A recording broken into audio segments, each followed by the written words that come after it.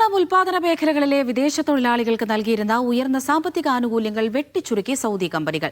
എഐയുടെ കടന്നുവരവോടെയാണ് ശമ്പള വർധനയിൽ നിയന്ത്രണം വന്നത്. ഉയർന്ന ശമ്പള ബോണസുകളും ആനുകൂല്യങ്ങളും ഇതര മേഖലകളിലേക്ക് വഴിമാറിയതായും കമ്പനികൾ ചൂണ്ടിക്കാട്ടുന്നു. സൗദി കമ്പനികൾ ഇപ്പോൾ വിദേശ തൊഴിലാളികളെ ആകർഷിക്കാൻ നൽകിയിരുന്ന ഉയർന്ന ശമ്പള ബോണസുകൾ കുറയ്ക്കുകയാണ്.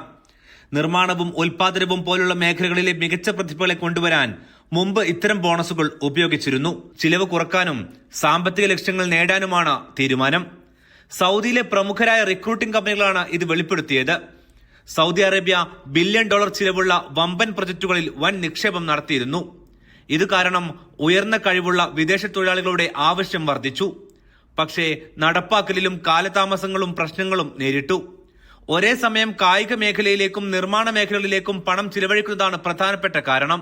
രാജ്യം ഇപ്പോൾ മുൻഗണന നൽകുന്നത് ഖനനം, ലോജിസ്റ്റിക്സ്, കായിക വിനോദ മേഖലാ പദ്ധതികൾ, മക്ക മദീന ടൂറിസം പദ്ധതിക്കുമാണ്. ഇതിനാൽ നിർമ്മാണ റിയൽ എസ്റ്റേറ്റ് മേഖലയിൽ വിദേശികൾക്ക് മുമ്പത്തെ പോലെ 40% ശമ്പളം പ്രതീക്ഷിക്കേണ്ടതില്ല. UAE ഉൾപ്പെടെ പല GCC രാഷ്ട്രങ്ങളെയും അപേക്ഷിച്ച് ഈ ഉയർന്ന ശമ്പളം സൗദിയിൽ വർദ്ധിച്ചിരുന്നു. പല കാര്യങ്ങൾക്കും AI കൂടി വന്നതോടെ ജീവനക്കാരുടെ ആശ്രയം കുറഞ്ഞതായി കമ്പനികൾ ചൂണ്ടിക്കാട്ടുന്നു.